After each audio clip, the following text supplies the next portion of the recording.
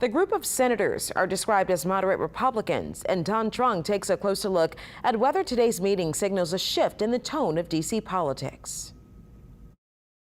It's early in the new administration, but a familiar friction between Democrats and Republicans is already playing out in President Biden's proposed COVID relief package. So I'm not surprised that certainly the Democrats have come up with this huge $1.9 trillion program, and the Republicans are coming back with a program about a third of the size. And so that's traditionally been the divide between the two parties. Louisiana Senator Bill Cassidy is among 10 Republicans who met with the president, pushing for a smaller package. UNO political scientist Ed Shervanek says the president has been a longtime political moderate, so it makes sense he would meet with moderate Republicans.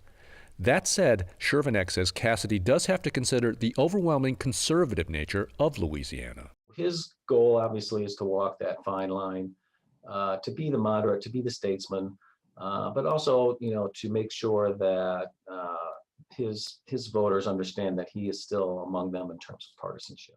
On Fox News this weekend, Cassidy criticized the president's plans to stop new oil and gas leases on federal territories and to raise the minimum wage. You don't want bipartisanship. You want the patina of bipartisanship, but you want to stick it and ram it through. So that's not unity.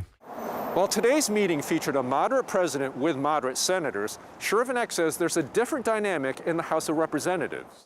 Democrats now have majorities in Congress, and President Biden recently said he's prepared to pursue his COVID relief package without Republicans.